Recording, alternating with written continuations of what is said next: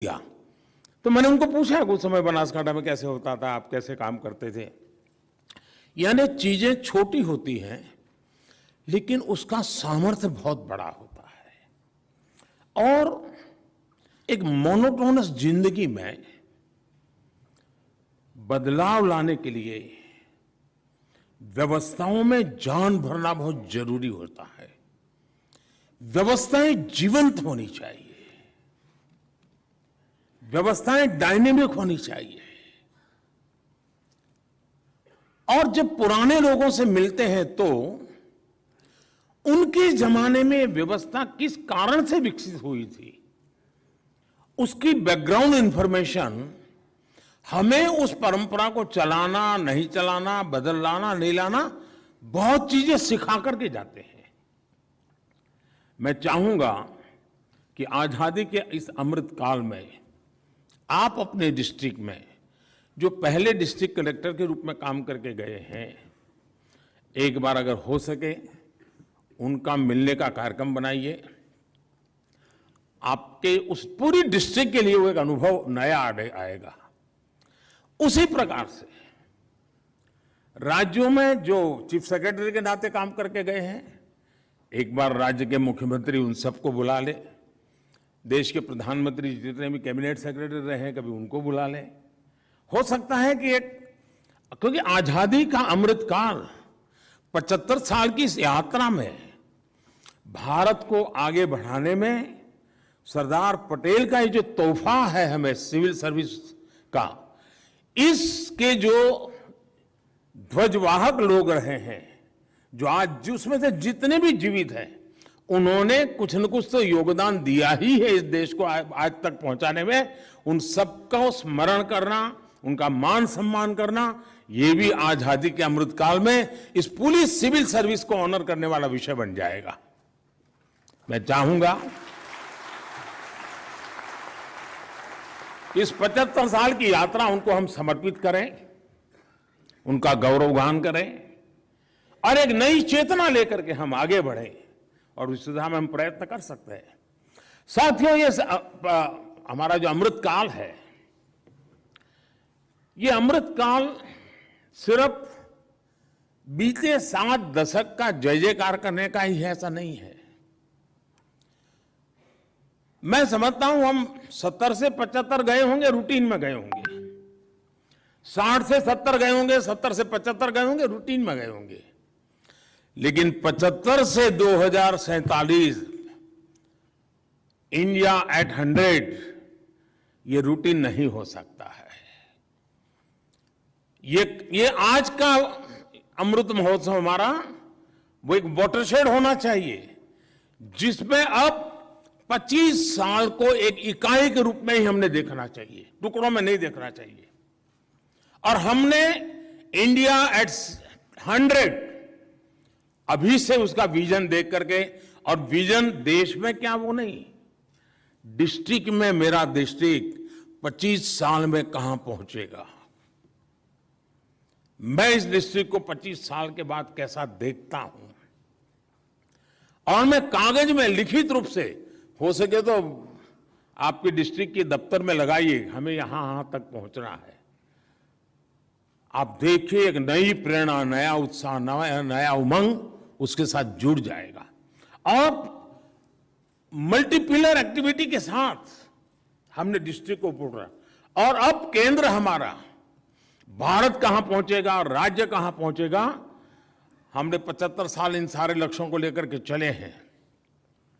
India at 100 district हम 25 साल में कहां ले जाएंगे, हिंदुस्तान में मेरा डिस्ट्रिक्ट नंबर 1 बना करके रहूंगा। कोई भी क्षेत्र ऐसा नहीं होगा कि मेरा डिस्ट्रिक्ट पीछे हो। कितनी ही प्राकृतिक मुश्किलों वाला जिला होगा तो भी मैं करके रहूंगा।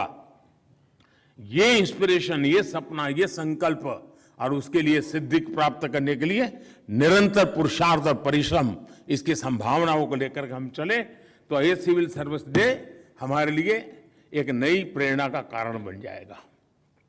साथियों, हर भारतवासी आज आपको जिस आशा आकांक्षा से देख रहा है, उसे पूरा करना में आपके प्रयासों में कोई कमी ना हो, उसके लिए आज आपको भी सरदार वल्लभ भाई पटेल ने हम सबको जो प्रेरणा दी, जो संदेश दिया और जिस संकल्प के लिए हमें प्रेरित किया, हमें उस संकल्प को फिर से एक बार दोहराना है, हमें फिर से खुद को उसके लिए वचनबद्ध करना है और यहीं से कदम को आगे बढ़ाते हुए निकलना है। हम एक लोकतांत्रिक व्यवस्था में हैं और हमारे सामने 3 लक्ष्य साफ साफ होने चाहिए और मैं मानता हूं कि उसमें कोई कॉम्प्रोमाइज नहीं होना चाहिए। और 3 ही होता नहीं है, बाकी और कुछ चीजें हो सकती है, लेकिन मैं सिर्फ 3 को आज समावित करना चाहता हूं। पहला लक्ष्य है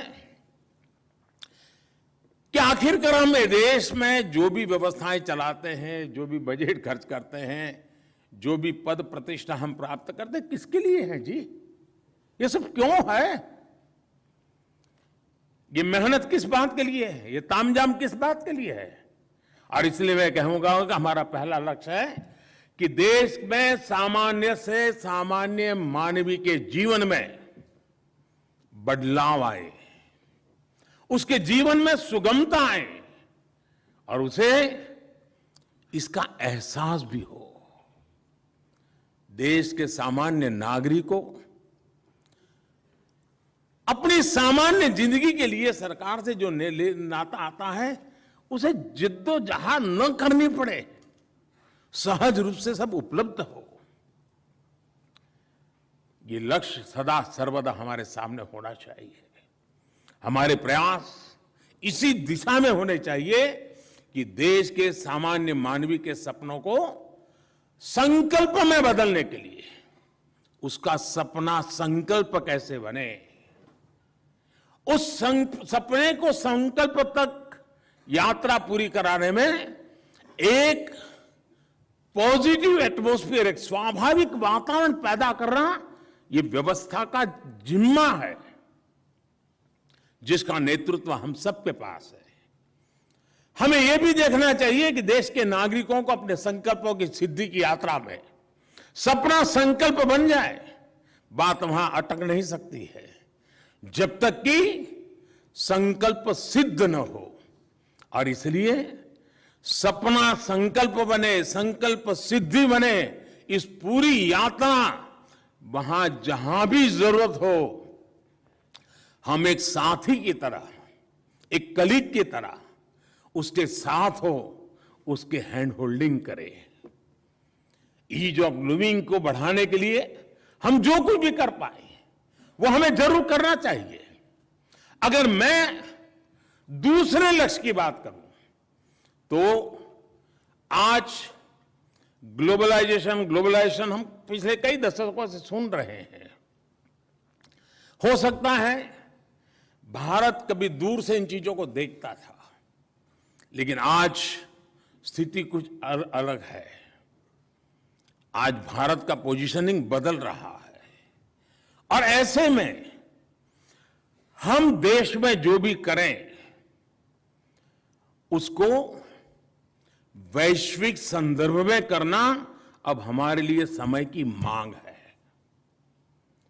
भारत दुनिया में शीर्ष पर कैसे पहुंचे, अगर दुनिया की गतिविधियों को नहीं समझेंगे, नहीं जानेंगे, तो हमें कहां जाना है और हमें शीर्ष स्थान पर जाना है तो हमारी राह कौन सी होगी, हमारे क्षेत्र कौन से होंगे, ये हमें आइडेंटिफाई करके और उसका तुलनात्मक अध्ययन करते हुए हमें आगे बढ़ना ही पड़ेगा।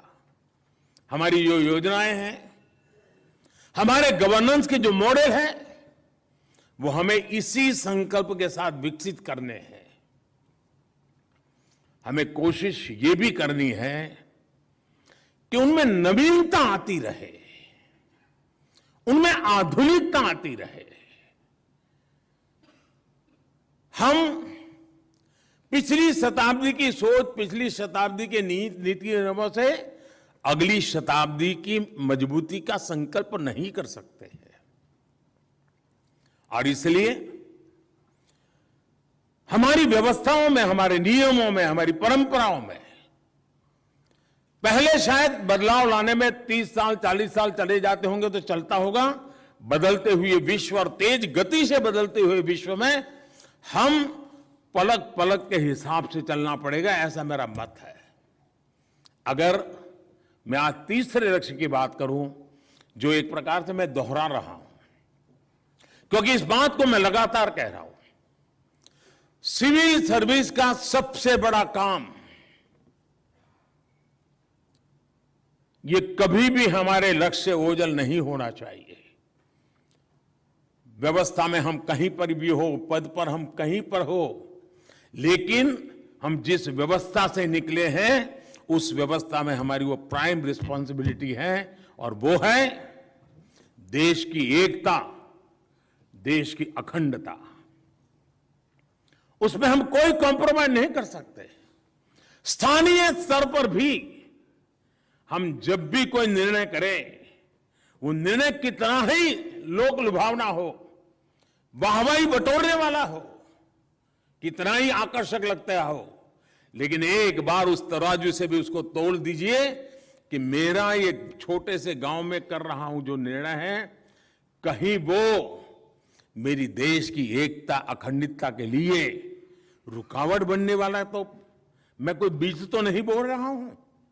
आज तो अच्छा लगता हो, प्रिय लगता हो, लेकिन श्रेयस्कर न हो।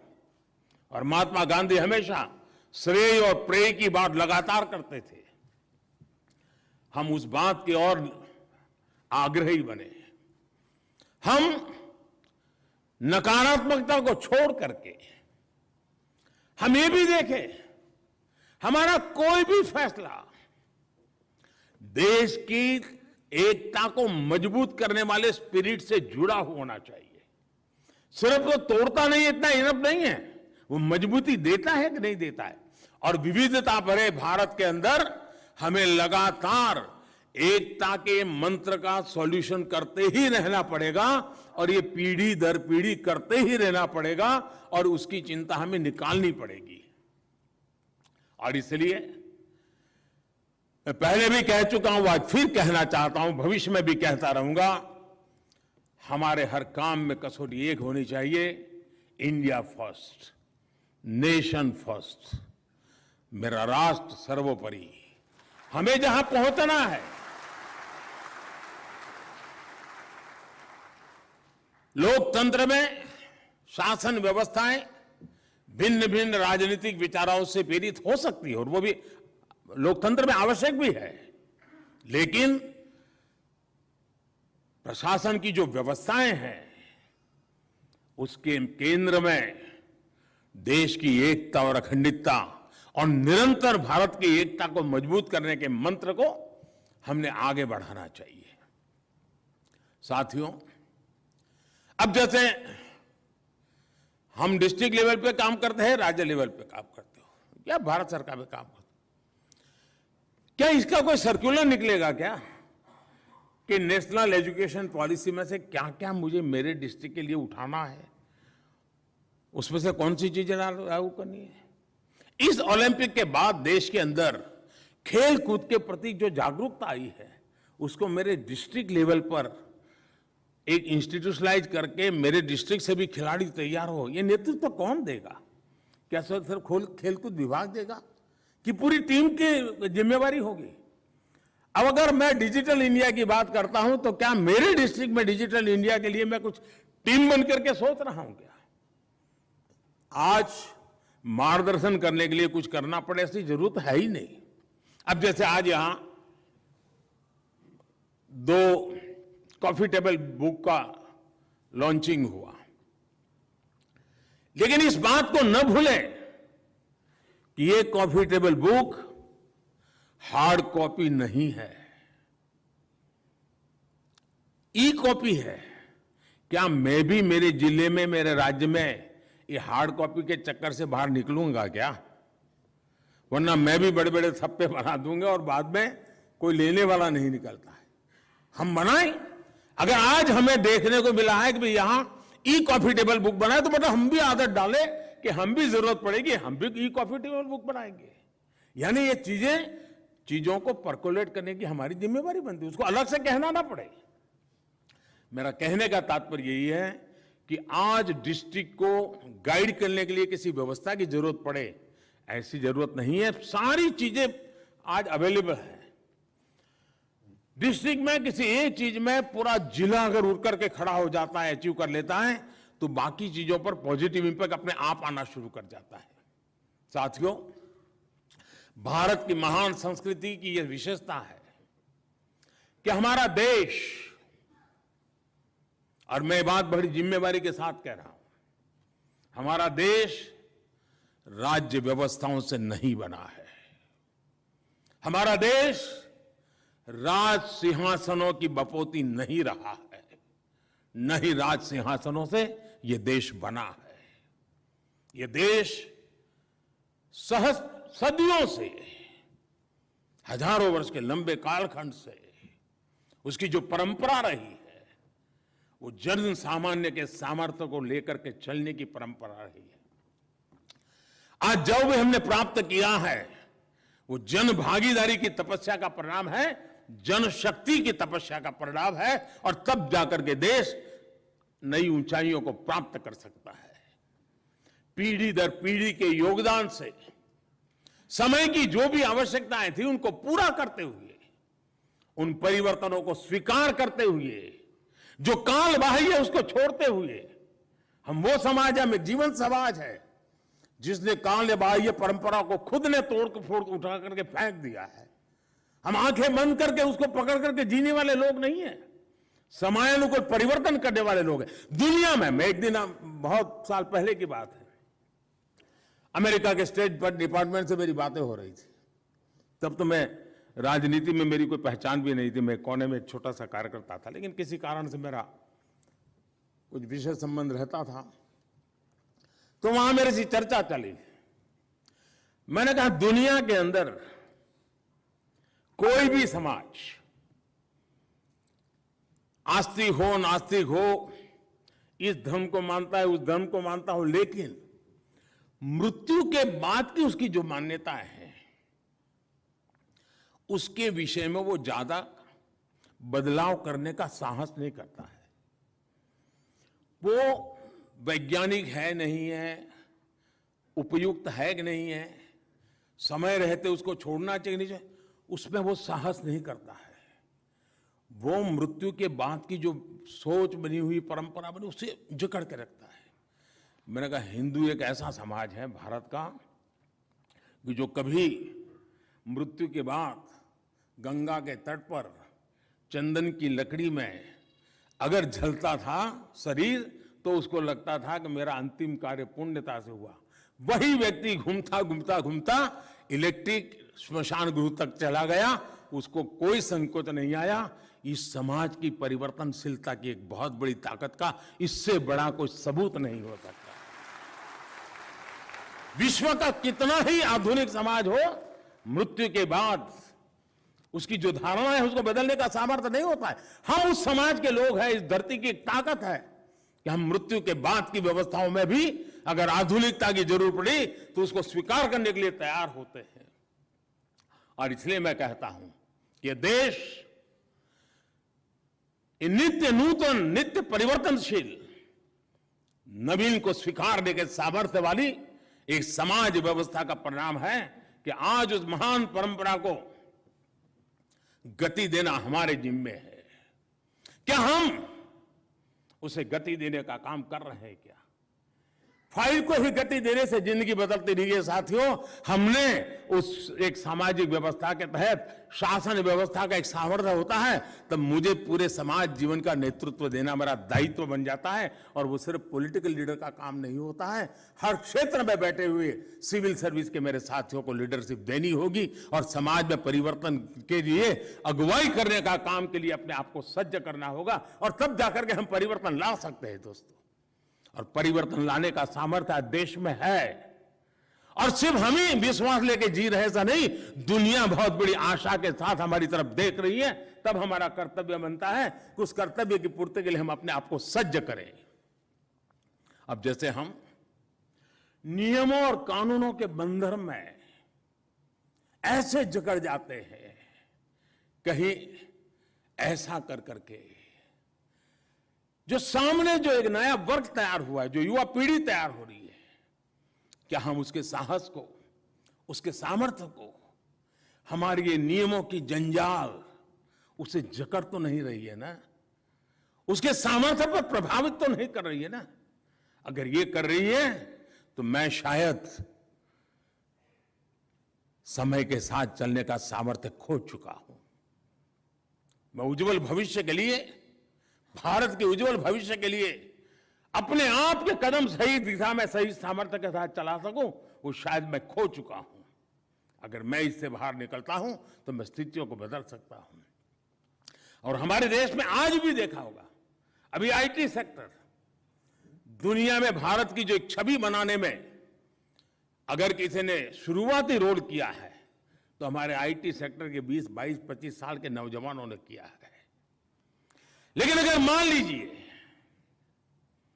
हम ही लोगों ने उसमें अड़ंगे डाल दिए होते, कानून नियमों में उसको जकड़ दिया होता, तो न मेरा आईटी सेक्टर इतना फला फूला होता, न ही दुनिया के अंदर उसका डंका बजा होता। दोस्तों, हम न थे तो वो आगे भी बढ़ पाए।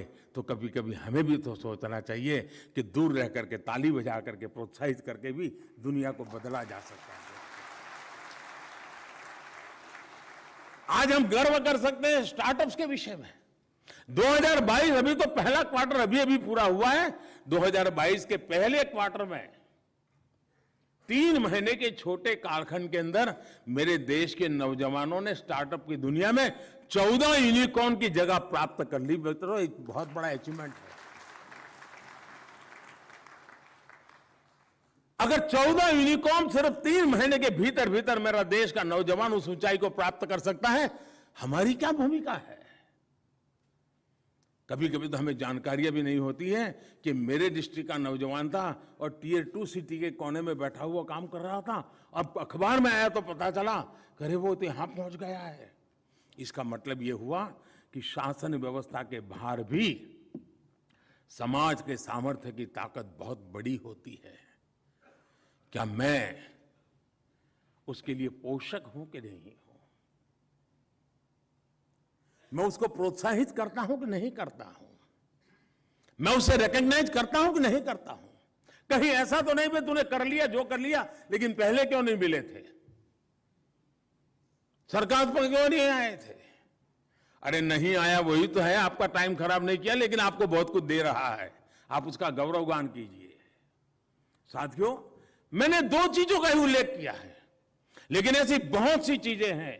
इवन कृषि क्षेत्र में मैं देख रहा हूं हमारे देश के किसान आधुनिकता की तरफ जा रहे हैं। शायद उनकी संख्या कम होगी, मेरी बारीक दृष्टि में, मेरी नजर में वो कहीं स्थिर हुआ है क्या?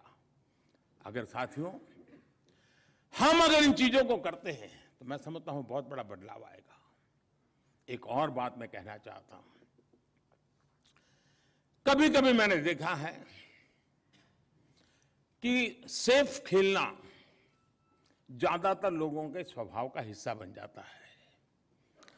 अरे छोड़ो यार, चलो भाई, हमें कहाँ कितने दिन रहना है एक डिस्ट्रिक्ट में, तो 2 साल 3 साल बहुत हो गया, चले जाएंगे आगे। हुआ क्या? मैं किसी को दोष नहीं देता हूं, लेकिन जब एक एश्योर्ड व्यवस्था मिल जाती है, जीवन की सिक्योरिटी पक्की हो जाती है, तो कभी कभी स्पर्धा का भाव नहीं रहता है। लगता है अब तो यार सब कुछ है, चलो नए संकट कहां मोल ले, जिंदगी तो चली जाने वाली है, बच्चे बड़े हो जाएंगे,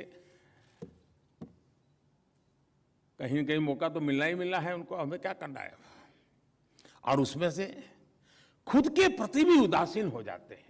व्यवस्था छोड़ो, खुद के लिए भी उदासीन हो जाते हैं। ये जिंदगी जीने का तरीका नहीं है दोस्तों। स्वयं के प्रति कभी उदासीन नहीं होना चाहिए। जी भर के जीने का आनंद लेना चाहिए और कुछ कर कर के गुजरने का, हर पल का हिसाब लेते रहना चाहिए, तब जाकर के जिंदगी जीने का मजा आता है।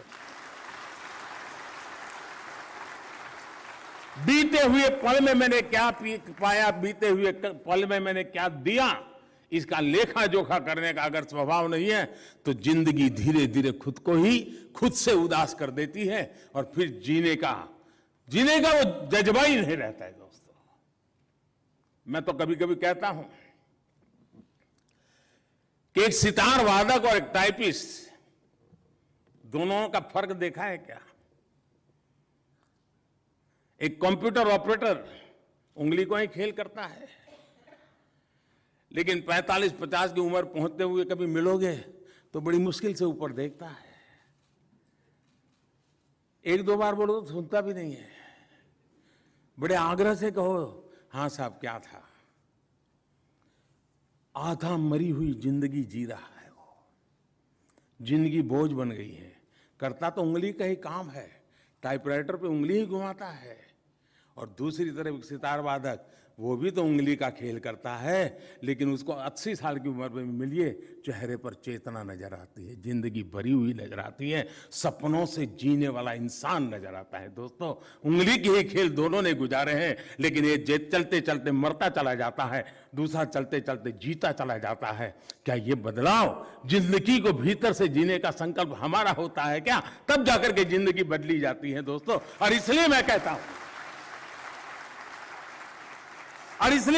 हूं साथियों कि मेरी इस टीम में देश के हर कोने में लाखों मेरे साथी हैं। उनके जीवन में चेतना होनी चाहिए, सामर्थ्य होना चाहिए, कुछ कर गुजरने का संकल्प होना चाहिए, तभी तो जिंदगी जीने का आनंद आता है दोस्तों। कभी लोग मुझे पूछते हैं कि साहब थक नहीं लगते हो? शायद यही कारण है जो मुझे थकना नहीं देता है। मैं पल पल को जीना चाहता हूं, पल पल को जी करके औरों को जीने के लिए जीना चाहता हूं। साथियों, इसका परिणाम क्या आया है? परिणाम ये आया है कि जो ढरा बना हुआ है, जो चौखट बनी हुई है, हम जहां भी जाते हैं अपने आप को उसमें ढाल देते हैं। और उसमें तो आपकी मास्टरी है, अपने आप को ढाल देने में।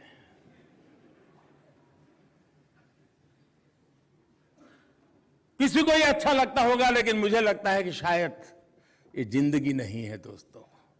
जहां जरूरत है वहां तो ढाल दें, जहां जरूरत है वहां ढाल बन जाए, लेकिन जरूरत है वहां ढाल बन करके उस बदलाव के लिए भी कदम उठाएं, ये भी जरूरत होता है। क्या हमने सहज रूप से गवर्नेंस में रिफॉर्म, ये हमारा सहज स्वभाव बना है क्या? छोटी छोटी चीजों के लिए कमीशन बनाने पड़े, एक्सपेंडिचर कम करो, कमीशन बिठाओ, गवर्नेंस में बदलाव करो, कमीशन बिठाओ, 6 महीने के 12 महीने के बाद रिपोर्ट आए, फिर रिपोर्ट देखने के लिए एक और कमेटी बनाओ, उस कमेटी के इंप्लीमेंटेशन के लिए और एक कमीशन बनाओ। अब ये हमने जो किया है उसका मूल स्वभाव है कि हमने गवर्नेंस में रिफॉर्म, समयानुकूल बदलाव बहुत जरूरी होता है जी।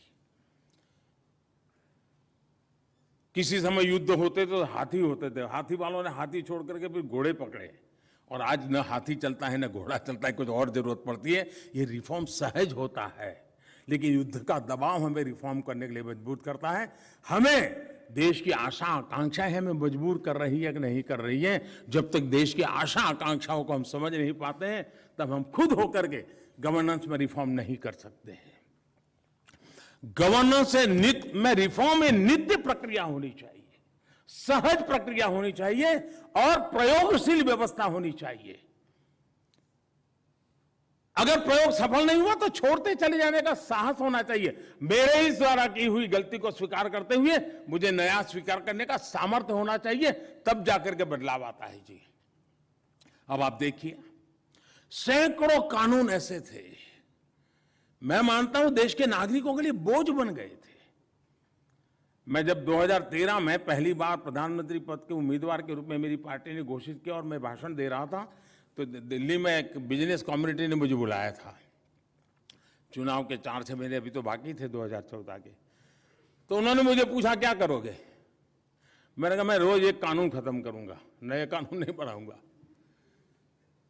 तो उनको आश्चर्य हुआ, और मैंने पहले 5 साल में 1500 कानून खत्म किए थे। मुझे बताइए साथियों, ऐसे कानूनों को लेकर के हम क्यों जिंदा होते थे? और मुझे आज भी मेरा मत ऐसे बहुत से कानून होंगे बेकानून पड़े हुए हैं। अरे आप तो कोई इनिशिएटिव लेकर के खत्म करो ना भाई, देश को इस जंजाल से बाहर निकालो। उसी प्रकार से कंप्लायंस, हम न जाने नागरिकों से क्या क्या मांगते रहते हैं जी।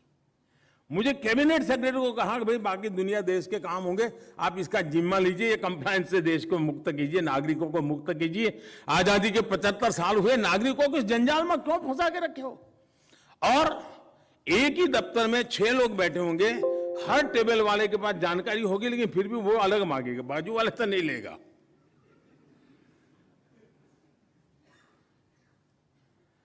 इतनी चीजें हम नागरिकों से बार बार मांगते हैं। आज टेक्नोलॉजी का युग है जो ये, हम ऐसी व्यवस्था को क्यों न विकसित, हम कंप्लायंस से, बर्डन से देश को मुक्त क्यों न करें? मैं तो हैरान हूं।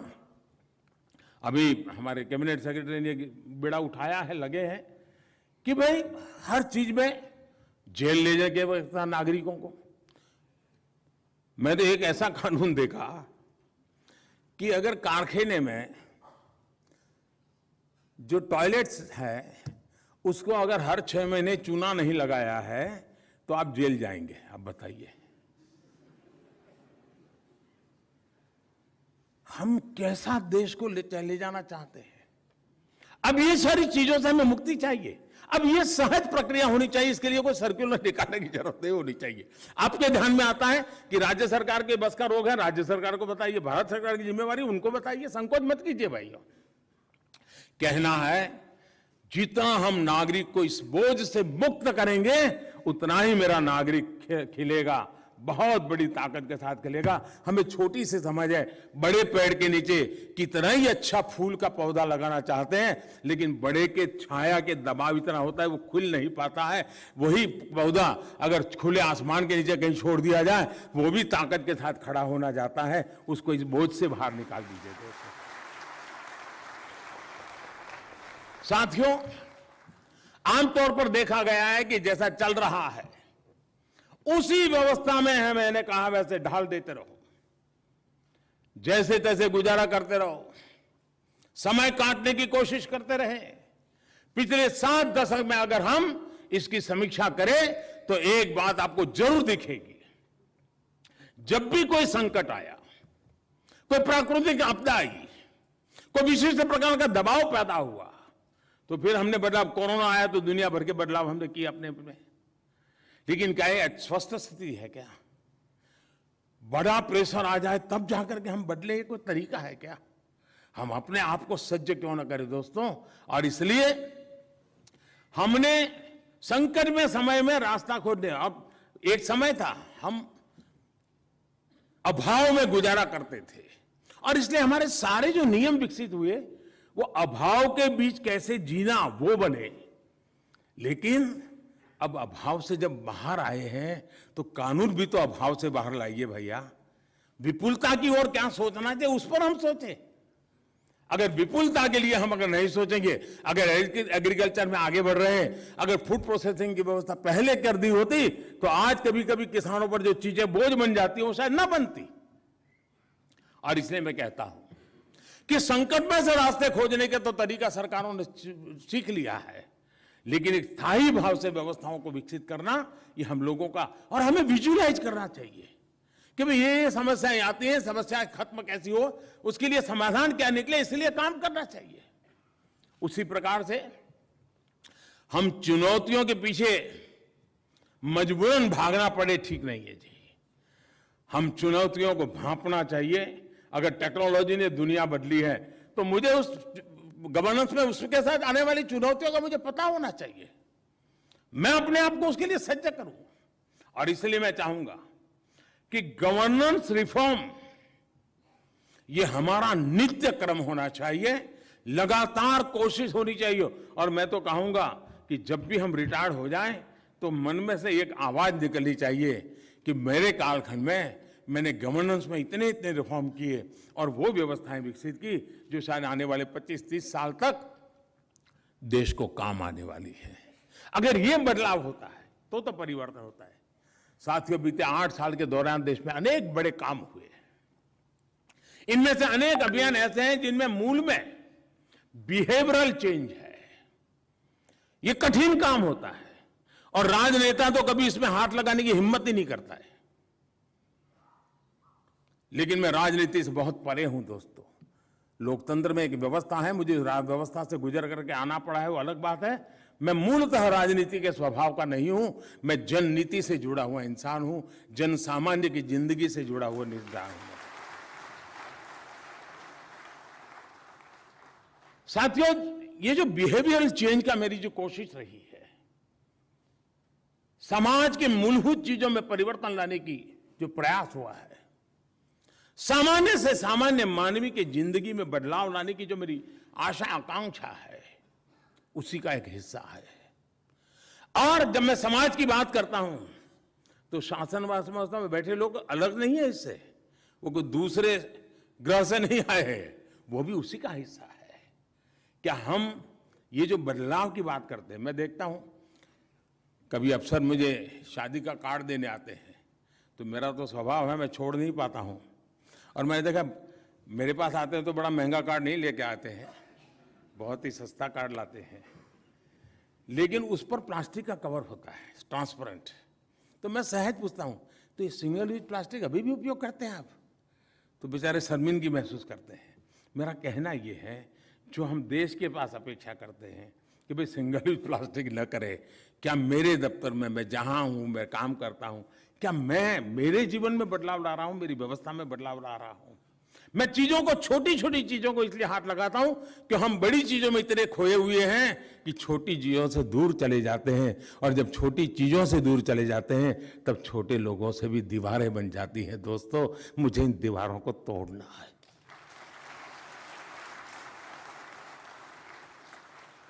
अब स्वच्छता का अभियान मुझे कोशिश करनी पड़ती है। हर 15 दिन में डिपार्टमेंट में क्या चल रहा है, देखो स्वच्छता का कुछ हो रहा है क्या? इतने 2 साल, 3 साल, 5 साल हो गए दोस्तों, क्या अब वो हमारे डिपार्टमेंट में स्वभाव बनना चाहिए कि नहीं बनना चाहिए? अगर वो स्वभाव नहीं बना है तो देश के सामान्य नागरिक से उसको स्वभाव बन जाएगा, ये अपेक्षा करना ज्यादा ही होगा। और इसलिए मैं कहता हूं साथियों, हमने इसकी व्यवस्था को स्वीकार करना। अब हम डिजिटल इंडिया की बात करते हैं, फिनटेक की चर्चा करते हैं। भारत ने फिनटेक में जो गति लाई है, डिजिटल पेमेंट की दुनिया में जो कदम उठाया, जब मैं काशी के किसी नौजवान को इनाम मिलता है हमारे अफसर को, तो ताली बजाने का मन तो कर जाता है। क्यों? क्योंकि वो रेडी पटरी वाला कोई डिजिटल पेमेंट की काम कर रहा है और हम तस्वीर पर देखते हैं, अच्छा लगता है। लेकिन मेरा बाबू वो डिजिटल पेमेंट नहीं करता है। अगर मेरी व्यवस्था में बैठा हुआ इंसान वो काम नहीं करता है, मतलब मैं इसे जन आंदोलन बनाने में रुकावट बना हूं। सिविल सर्विस डे में ऐसी बातें करनी की नहीं चाहिए कि नहीं करनी चाहिए, विवाद हो सकता है। आप तो 2 दिन बैठने वाले, तो मेरी भी बाल की खाल उधार लोगे, मुझे पूरा पता है। लेकिन फिर भी साथियों मैं कहता हूं, जो चीजें अच्छी लगती है, जो हम समाज से अपेक्षा करते हैं, उसका कहीं ना कहीं हमें अपने से भी शुरू करना चाहिए, हमने कोशिश करनी चाहिए। अगर हम इन चीजों को कोशिश करेंगे तो हम बहुत बड़ा परिवर्तन ला सकते हैं। हम कोशिश करें। अब जेम पोर्टल, क्या बार बार सर्कुलर निकालना पड़े क्या कि हम अपने डिपार्टमेंट को जेम पोर्टल पर 100% कैसे ले जाएं? एक सशक्त माध्यम बना है दोस्तों। हमारा यूपीआई ग्लोबली एप्रिशिएट हो रहा है। क्या मेरे मोबाइल फोन पर यूपीआई की व्यवस्था है क्या? मैं यूपीआई की आदत डाल चुका हूं क्या? मेरे परिवार के सदस्यों ने डाला हुआ है क्या? बहुत बड़ा सामर्थ्य हमारे हाथ में है। लेकिन अगर मैं मेरी यूपीआई को स्वीकार नहीं करता हूं और मैं कहूंगा गूगल तो बाहर का है, दोस्तों, अगर हमारे दिल में अगर यूपीआई के अंदर वो भाव होता है तो हमारा यूपीआई भी गूगल से आगे निकल सकता है, इतनी ताकत रख सकता है, फिनटेक की दुनिया में नाम रख सकता है। टेक्नोलॉजिकली फुल प्रूफ सिद्ध हो चुका है, वर्ल्ड बैंक उसकी तारीफ कर रहा है। हमारी अपनी व्यवस्था में वो हिस्सा क्यों बनता है? पीछे पड़ते हैं तो करते हैं। मैंने देखा है कि हमारे जितने यूनिफॉर्म फोर्सेस हैं, उन्होंने अपनी कैंटीन के अंदर कंपलसरी कर दिया है, वो डिजिटल पेमेंट ही लेते हैं। लेकिन आज भी हमारे सेक्रेटरीट के अंदर कैंटीन होते हैं, वहां नहीं है व्यवस्था। क्या ये बदलाव हम नहीं ला सकते हैं क्या? बातें छोटी लगती होगी, लेकिन अगर हम कोशिश करें दोस्तों, तो हम बहुत बड़ी बातों को कर सकते हैं। और हमें आखिरी व्यक्ति तक उचित लाभ पहुंचाने के लिए हमें लगातार एक परफेक्ट सिमलेस मैकेनिज्म खड़े करता रहना चाहिए। और जितना ज्यादा हम इस मैकेनिज्म को खड़ा करेंगे, मैं समझता हूं देश का आज आखिरी व्यक्ति का एम्पावरमेंट का जो हमारा मिशन है, उस मिशन को बहुत अच्छे ढंग से हम पूरा कर सकते हैं। साथियों, मैंने काफी समय ले लिया है आपका, कई विषयों पर मैंने आपसे बात की है, लेकिन मैं चाहूंगा कि हम इन चीजों को आगे बढ़ाएं। इस सिविल सर्विस डे हमारे अंदर एक नई ऊर्जा भरने का अवसर बनना चाहिए, नए संकल्प लेने का अवसर बनना चाहिए, नए उत्साह और उमंग से जो नए लोग हमारे बीच आए हैं उनका हैंड होल्डिंग करें, उनको भी इस व्यवस्था का हिस्सा बनने के लिए उमंग से भर दें। हम खुद जिंदगी जीते हुए अपने साथियों को आगे बढ़ाएं, इसी एक अपेक्षा के साथ मेरी आप सबको अनेक अनेक शुभकामनाएं हैं। बहुत बहुत धन्यवाद।